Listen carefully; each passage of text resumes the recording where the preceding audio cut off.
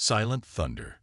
The U.S. Defiance hung in the darkness of space, her experimental stealth systems drawing minimal power.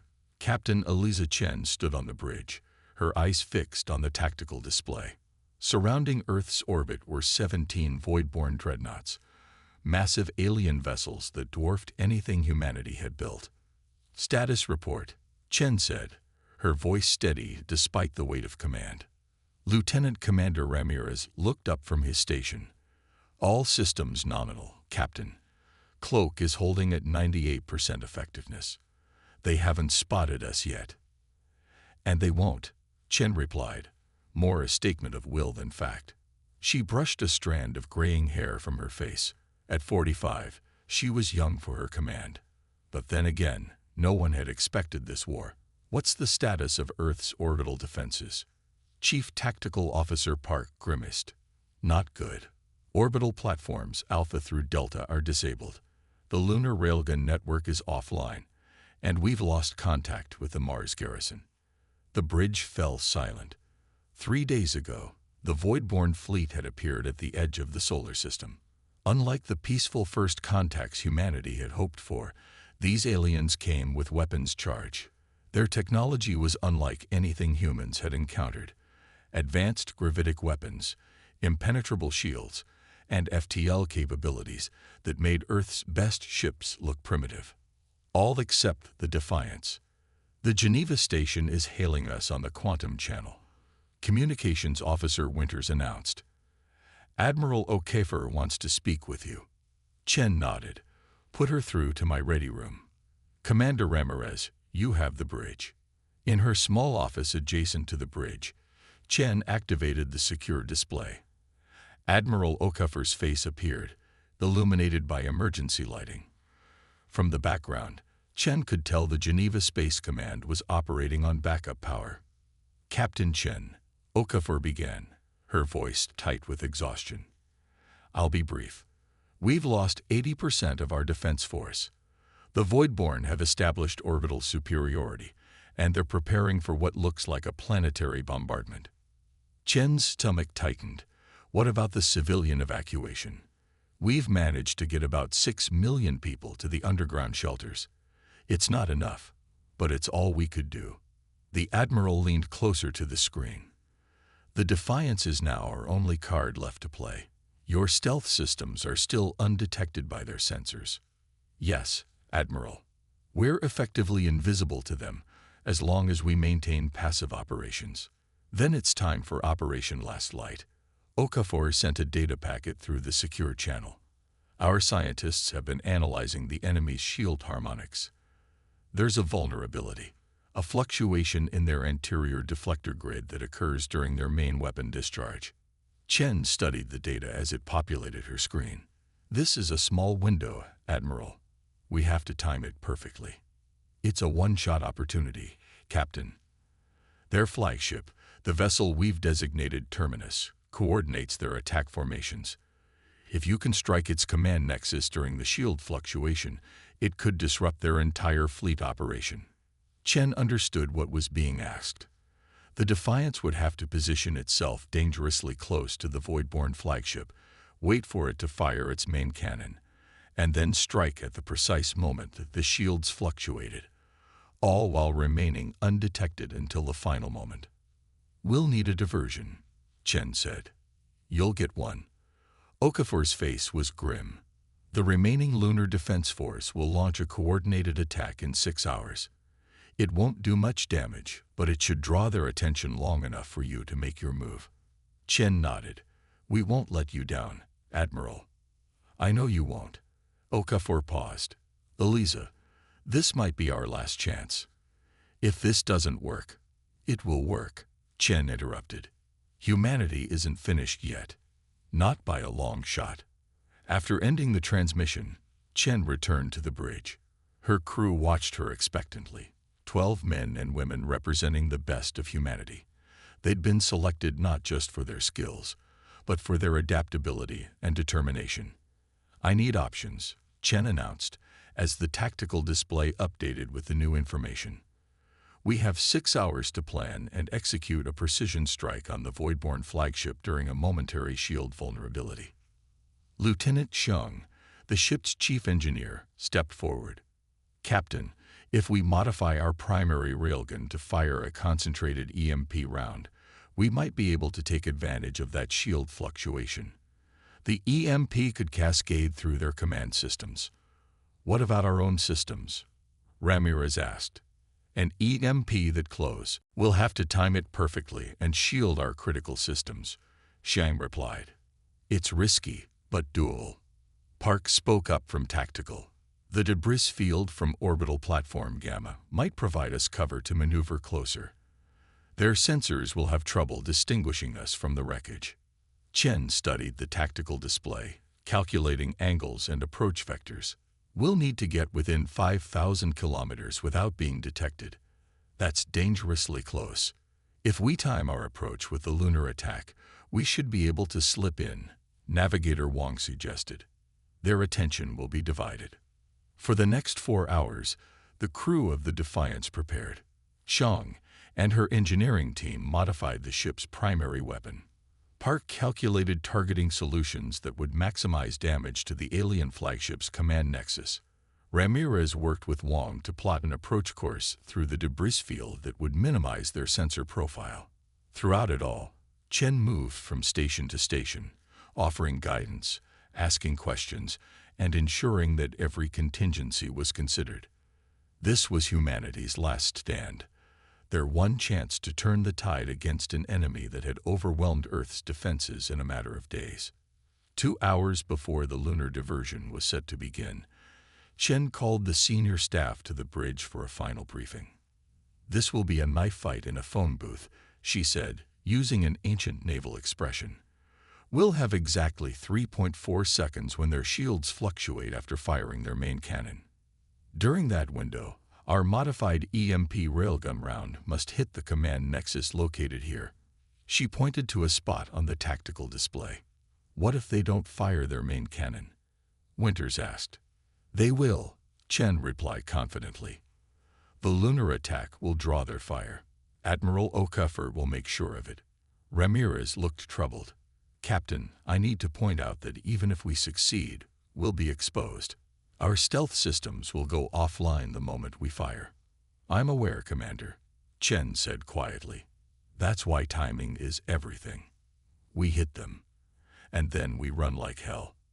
As the crew returned to their stations, Chen took a moment to gaze at the image of Earth on her display. From this distance, the planet looked peaceful, its blue waters and white clouds giving no indication of the desperate situation unfolding. Billions of lives depended on what the Defiance would do in the next few hours. Captain, Wang called from the navigation console. We've reached the optimal insertion point for the debris field approach. Chen nodded. Begin silent running protocols. Minimal power signatures, passive sensors only. Let's disappear. The Defiance slipped into the cloud of debris that had once been one of Earth's most advanced defense platforms. Fragments of metal and composite materials drifted around them as Wang delicately maneuvered the ship using occasional bursts from the maneuvering thrusters. Voidborn fleet is maintaining position, Park reported. No indication they've detected us. As they penetrated deeper into the debris field, the massive form of the Voidborn flagship became visible. The alien vessel was unlike anything humans had designed. Organic and mechanical elements blended seamlessly in its construction. Energy pulsed beneath its skin-like exterior, and weapon ports dotted its surface like malevolent eyes. 50 minutes until the lunar diversion, Ramirez announced. Chen settled into her command chair. All hands to battle stations. Silent running continues. Prepare the modified EMP round for loading. The next 45 minutes passed in tense silence. The crew of the Defiance moved efficiently, preparing for the one shot that might save humanity. As they reached their final position, just over 5,000 kilometers from the Voidborn flagship, Wang powered down all propulsion systems. We're in position, Captain, he reported, maintaining station keeping with minimal thrusters only. Chen nodded. Now we wait. 5 minutes later, the Lunar Defense Force made its move. A dozen small attack craft and the remaining orbital defense platforms opened fire on the Voidborn fleet. The attack was doomed from the start, like throwing stones at a battleship. But that wasn't the point. The Voidborn are responding, Park announced. Their fleet is reorienting. The flagship is. Yes, it's charging its main cannon. Target locked on Lunar Defense Grid Alpha, Winters added. They're about to fire. Chen leaned forward. Load the EMP round. Prepare to fire on my mark. The bridge crew watched as energy gathered at the bow of the alien flagship. The massive cannon began to glow with an unearthly light that distorted space itself around it. Firing sequence initiated, Park announced. Tracking shield harmonics. The alien weapon discharge, a blinding beam of energy that streaked toward the lunar defense grid. The resulting explosion was visible even from Earth, a flash of light that momentarily outshone the sun. Shield fluctuation in 3, 2, 1. Park counted down. Chen's voice was steel. Fire. The perfect shot. The U.S. Defiance shuddered as its railgun discharged. The modified EMP round, a marvel of human engineering built in desperate hours, streaked toward the Voidborn flagship at a fraction of the speed of light. Round away, Park announced, his voice tight with tension. The bridge crew held their breath as the projectile crossed the vacuum of space. On the tactical display, a tiny dot represented humanity's last hope, a precision-engineered round designed to exploit a vulnerability that existed for mere seconds. Impact in 3, 2, 1. Park counted down. There was no dramatic explosion, no spectacular display of destruction. Instead, a ripple of blue energy cascaded across the surface of the alien flagship, spreading like water over its organic mechanical hull. Direct hit on the command nexus, Park exclaimed. EMP discharge successful. Chen didn't allow herself a moment of celebration. Evasive maneuvers, full power to engines. Get us out of here. The Defiance's stealth systems were offline now, their energy redirected to the engines. Wang's hands flew over the navigation controls, guiding the ship into a steep dive away from the Voidborn flagship. They're detecting us, Ramirez reported. Secondary vessels are breaking formation to intercept. Stay on course, Chen ordered. Maximum acceleration. On the tactical display, the Voidborn flagship was dark, its energy systems flickering erratically. The EMP had done its job, disrupting the advanced alien technology in ways the Voidborn had never anticipated. Captain, Winters called from communications. I'm picking up chaotic transmissions from the Voidborn fleet. Their command structure appears to be fragmenting. That was exactly what they had hoped for. The Voidborn operated with a hive-like command structure, with the flagship coordinating all tactical decisions. Without it, the fleet would be temporarily disorganized. Admiral Okafor is hailing us, Winters added. Geneva Command reports the Voidborn bombardment has ceased. Chen allowed herself a tight smile. Put her through. Admiral Okafor's face appeared on screen, her expression a mixture of amazement and cautious hope. Captain Chen, what did you do? The entire Voidborn fleet has gone into defensive formations. Their attack pattern has completely collapsed. We exploited a weakness in their command system, Admiral, Chen replied. The EMP disrupted their neural network. But it won't last forever. They'll adapt. It doesn't need to last forever, Okafor said. It just needs to last long enough. While you've been playing hide and seek with the flagship, we've been preparing our counterattack.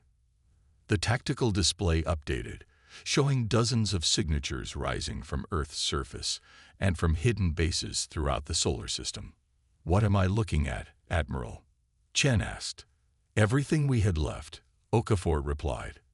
Experimental weapons, prototype ships, even civilian vessels retrofitted with whatever weapons we could mount.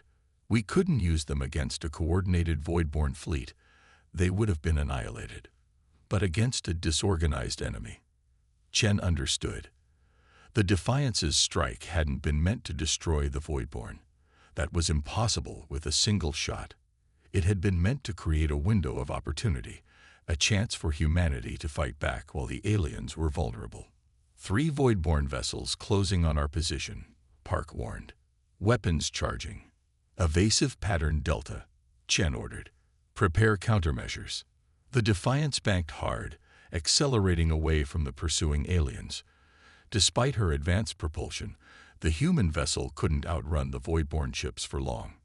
2 minutes until they're in weapons range, Ramirez reported. Chen studied the tactical display, looking for options. The debris field they had used for cover earlier was too far away now. There was nowhere to hide. Captain, Winters called out. Incoming transmission from Luna Base 5. Chen frowned. Luna Base 5 had been reported destroyed in the initial attack. Put it through. A face appeared on screen. Colonel Akira Tanaka, commander of the Lunar Special Operations Division. His environment suit was damaged and blood crusted around a cut on his forehead. Captain Chen, Tanaka said, his voice crackling with interference. Heard you stirred up the hornet's nest. Thought you might need some assistance. Colonel, we were told your base was destroyed, Chen replied. Tanaka grinned. Reports of our demise were strategically exaggerated. We've been waiting for the right moment. Looks like it's arrived. On the tactical display, 6 new signatures appeared, launching from the dark side of the moon. What are those? Chen asked. Prototype phase shift torpedoes, Tanaka replied. Designed to bypass standard energy shields. We've been saving them for a special occasion. The lunar torpedoes streaked toward the Voidborn vessels pursuing the Defiance. The aliens attempted evasive maneuvers, but the torpedoes adjusted their course, tracking their targets with unerring precision. Impact in 5 seconds, Park announced. Unlike the Defiance's subtle EMP strike, the phase-shift torpedoes created spectacular explosions as they penetrated the alien shields and detonated against their hulls. 2 of the pursuing vessels were crippled immediately, venting atmosphere and debris into space. The 3rd was damaged but still operational. Get us clear of the blast radius, Chen ordered, and thank Colonel Tanaka for the assist. As the Defiance maneuvered away from the engagement zone, the tactical display continued to update. All across the solar system, humanity was fighting back.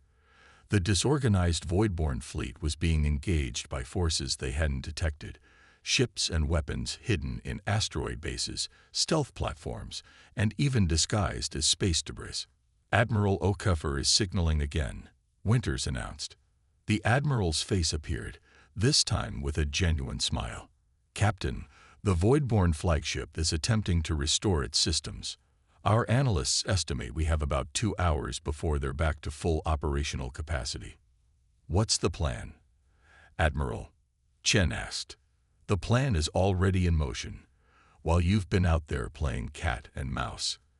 Every scientist and engineer on Earth has been working on understanding the Voidborn technology from the debris we've collected. We've adapted our weapons accordingly. The tactical display showed new data, Earth's remaining defense forces coordinating a multi-vector attack on the Voidborn fleet. Without their central command structure, the aliens were vulnerable to the sudden human counterattack. We need the Defiance to make another run at the flagship, Okafor continued.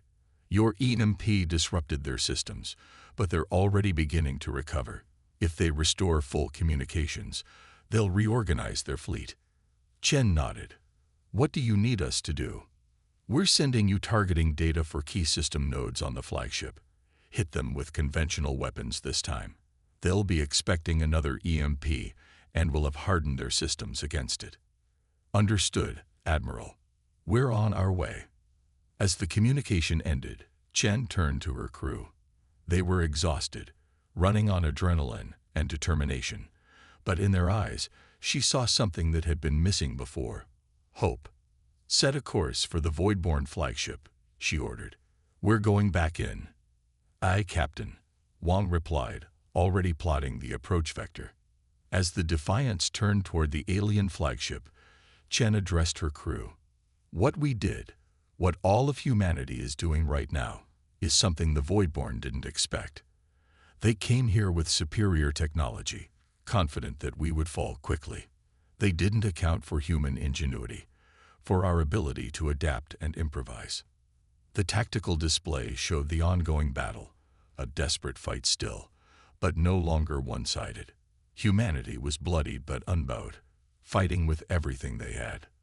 The perfect shot isn't always about destroying your enemy, Chen continued. Sometimes it's about changing the rules of the game. That's what we did today. That's what humanity has always done when faced with seemingly insurmountable odds. The Defiance accelerated toward its target, joining the counterattack that was spreading across the solar system. The Voidborn had come expecting an easy conquest.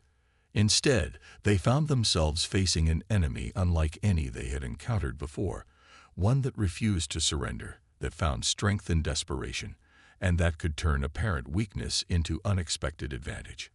As Earth's forces engaged the disorganized alien fleet, the tide of battle began to turn.